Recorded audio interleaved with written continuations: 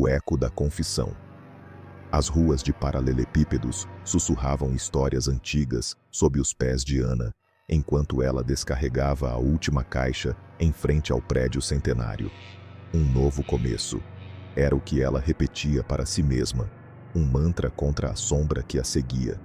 O apartamento, com seu charme desgastado pelo tempo, o assoalho que gemia a cada passo, o papel de parede que descolava discretamente nos cantos, prometia um refúgio, um lugar para reconstruir o que havia sido quebrado.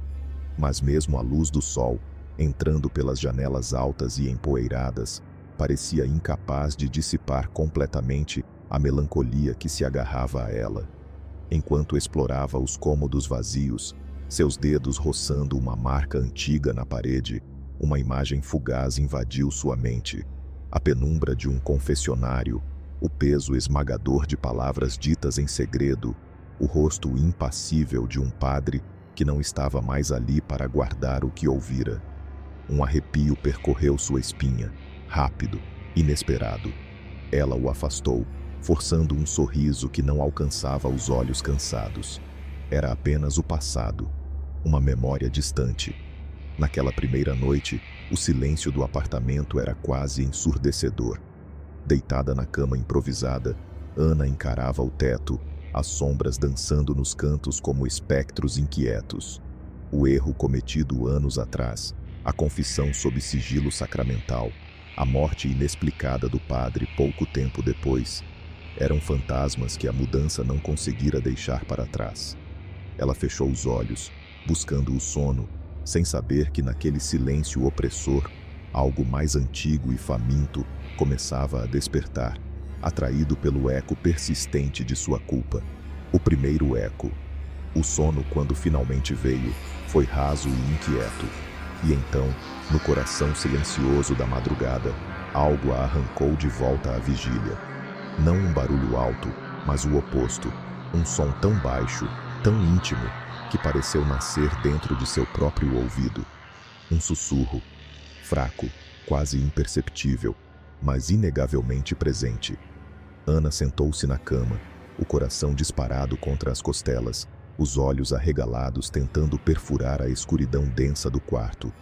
Culpa, segredo, padre. As palavras flutuavam no ar, fragmentadas, distorcidas, como ecos de uma memória que ela lutava para manter enterrada. O som não vinha de fora. Levantando-se cautelosamente, descalça no assoalho frio, ela se moveu pelo quarto como uma sombra, o corpo tenso. Encostou o ouvido na parede fria e úmida. Ali estava, mais nítido. Parecia vibrar de dentro da própria estrutura do prédio, uma voz antiga e malévola tecendo seu nome e seu pecado. Não era o vento. Não era a casa se acomodando. Era o segredo dela, ganhando voz nas entranhas de seu novo lar. O refúgio se transformara em testemunha, e o eco da confissão havia começado a ressoar, prometendo não deixá-la esquecer. O pânico, frio e paralisante, começou a envolvê-la. Aquele não era um novo começo, era uma continuação. Paredes que falam. Os dias que se seguiram foram uma descida lenta e constante ao inferno pessoal de Ana.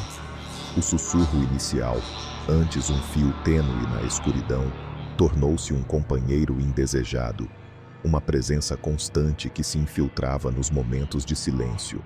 Já não eram apenas fragmentos.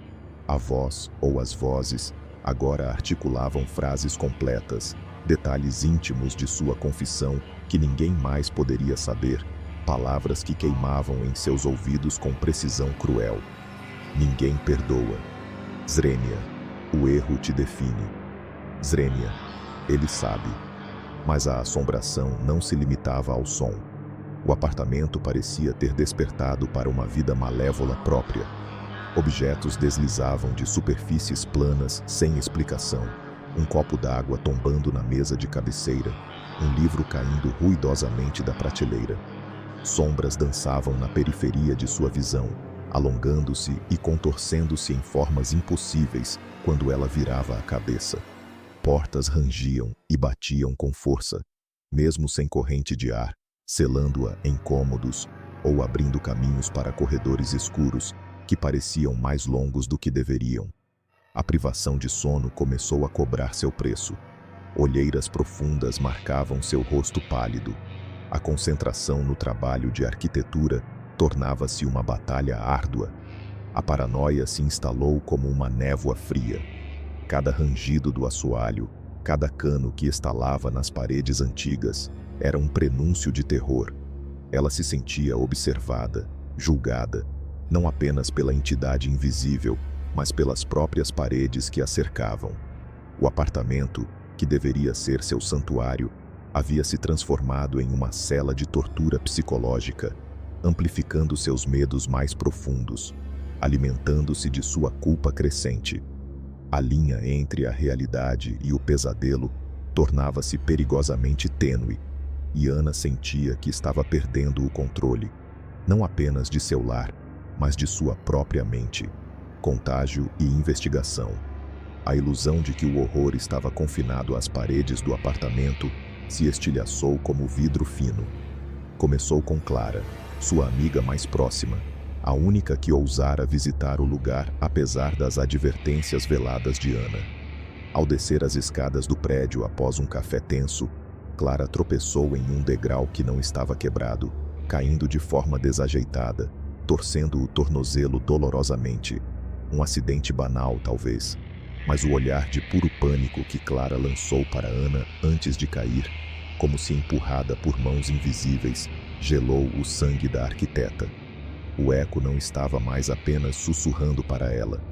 Estava alcançando o mundo exterior, marcando aqueles que se aproximavam. Esse incidente foi o catalisador. O medo por si mesma se transformou em um pavor ainda maior, o de que sua presença, sua culpa, estivesse ativamente colocando outros em perigo. O isolamento autoimposto não era mais suficiente. Ela precisava entender, precisava lutar. A figura do padre falecido pairava no centro de tudo. Sua morte, antes uma nota de rodapé trágica na história de Ana, agora parecia a chave mestra para o pesadelo. Assim começou a investigação. Noites insones foram trocadas por horas exaustivas em frente ao computador, vasculhando arquivos digitais, obituários antigos, notícias locais da época da morte do padre. As informações oficiais eram escassas, causas naturais, morte súbita. Mas os comentários em fóruns esquecidos, as postagens em blogs obscuros de moradores locais, pintavam um quadro diferente. Falavam de um padre cada vez mais recluso nos últimos meses de vida, de missas estranhas, celebradas em horários incomuns, de um interesse crescente por textos antigos e símbolos que não pertenciam à doutrina católica. Ana visitou a biblioteca municipal, o ar pesado com o cheiro de papel velho. Encontrou menções ao padre em livros sobre a história local, sempre associado à igreja antiga, mas também a lendas sobre rituais pagãos que ocorriam na região séculos antes. Em uma fotografia desbotada de um evento paroquial, ela viu o padre sorrindo, mas seus olhos... Havia algo frio, calculista, por trás da fachada piedosa. Em outra, um livro estranho com um símbolo que ela não reconhecia estava semi-oculto em sua estante. Cada descoberta era uma peça a mais no quebra-cabeça macabro, confirmando seus piores temores. O padre não era apenas um confessor, ele era algo mais, algo sombrio, e sua morte não fora um fim, mas um começo. O diário do condenado. A pista final veio de um lugar inesperado.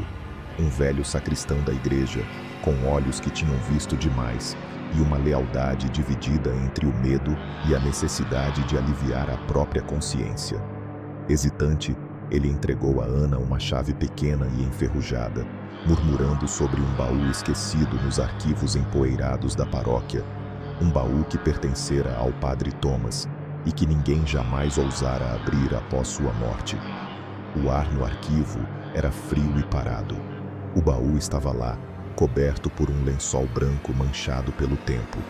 Dentro, entre alguns paramentos e livros de oração comuns, estava ele, um diário encadernado em couro escuro, sem título, as páginas amareladas e frágeis ao toque. As mãos de Ana tremiam enquanto o abria. A caligrafia começou ordenada, quase piedosa, mas rapidamente degenerou em traços febris e obsessivos. Símbolos arcanos, que Ana reconheceu vagamente de suas pesquisas, misturavam-se a passagens bíblicas distorcidas.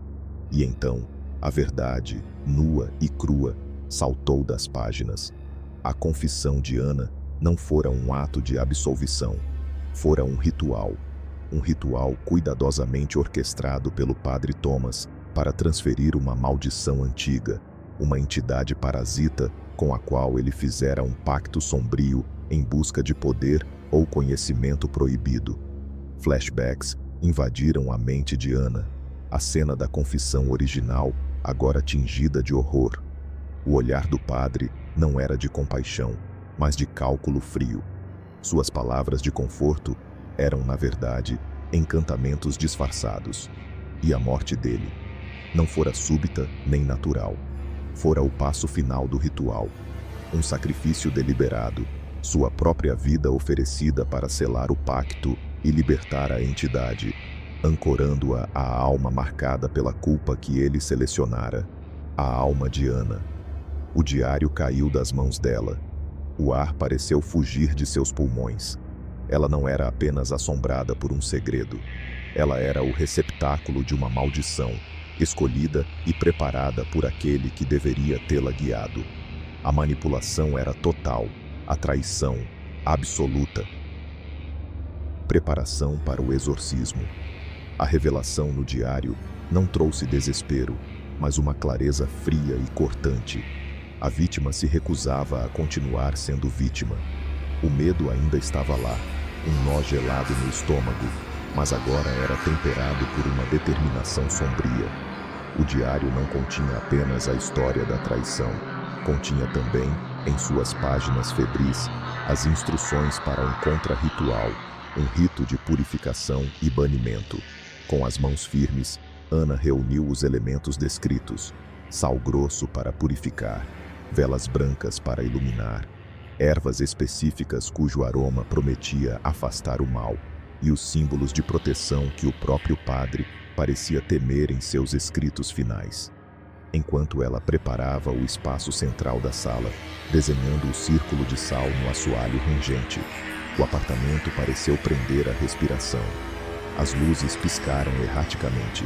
Uma corrente de ar frio inexplicável varreu o cômodo, e os objetos nas prateleiras tremeram sutilmente, como se a própria estrutura estivesse ciente do desafio iminente. Era o silêncio tenso antes da tempestade, a calma opressora que antecede a batalha final. Ana respirou fundo, o eco da confissão ainda sussurrando em sua mente, mas agora ela estava pronta para responder. Confronto no confessionário infernal. Ana acendeu a última vela branca, a chama tremeluzindo desafiadoramente na penumbra carregada. Recitando as palavras do diário, palavras de banimento e proteção que soavam estranhas em sua própria voz, ela sentiu a temperatura do cômodo despencar. O ar engrossou, pesado como água escura. No centro do círculo de sal, o espaço pareceu se dobrar sobre si mesmo, uma distorção visual nauseante da qual emergiu uma figura. Alta, sombria, vestindo os paramentos esfarrapados de um padre. Mas o rosto era uma caricatura grotesca de Thomas, a pele repuxada sobre os ossos, os olhos vazios ardendo com uma luz fria e maligna, um sorriso de escárnio congelado nos lábios ressequidos. A entidade avançou, não com passos, mas deslizando sobre o chão, o sussurro transformado em um coro polifônico de acusações e tentações, cada palavra um golpe contra a mente de Ana. Imagens de seu erro passado, distorcidas e amplificadas, assaltaram sua visão. A culpa ameaçou sufocá-la, mas então ela se lembrou. A fraqueza da entidade não era o sal ou os símbolos, não apenas. Era a verdade exposta. Com um grito que rasgou a garganta, Ana correu até a janela, escancarando-a para a noite silenciosa da cidade, e confessou, não para a entidade, mas para o mundo, seu erro seu segredo, sua vergonha, lançados ao vento em palavras cruas e dolorosas. A reação foi imediata. A entidade recuou, sibilando como se queimada, a forma distorcida tremeluzindo sob o impacto da vulnerabilidade exposta de Ana. Encorajada, Ana voltou-se para o confronto, lançando punhados de sal que pareciam faiscar ao tocar a presença sombria, erguendo os símbolos que faziam a criatura se contorcer. O apartamento ao redor respondeu à batalha espiritual. As paredes pareceram ondular, escorrendo uma substância escura, o teto gotejando ecos de sussurros antigos. O chão rangeu e estalou sob a pressão invisível. Era uma luta desesperada no coração de um confessionário infernal. Ana contra o eco de sua própria culpa, manifestado na forma daquele que a traíra. A vitória amarga. Com um último grito que misturava dor e desafio, a forma sombria do padre se dissipou como fumaça ao vento. O apartamento voltou ao silêncio. As paredes pararam de ondular. A escuridão recuou. Ana desabou no chão de madeira, o corpo tremendo de exaustão, o peito arfando. Lágrimas de alívio e terror acumulado escorreram por seu rosto. Acabara. Ela havia enfrentado seu passado, sua culpa, e vencido. Lentamente, ela se levantou, apoiando-se na parede ainda fria. Caminhou até o espelho antigo do corredor, buscando o reflexo de uma sobrevivente. E lá estava ela, pálida, exausta, mas inteira. Por um instante. Então, algo mudou. Um brilho sutil, quase imperceptível, acendeu-se no fundo de seus olhos. Um leve curvar de lábios, transformando o alívio em um sorriso frio, calculista, terrivelmente familiar. O sorriso do Padre Thomas. O ritual estava completo. O sacrifício fora aceito. O eco agora tinha um novo lar.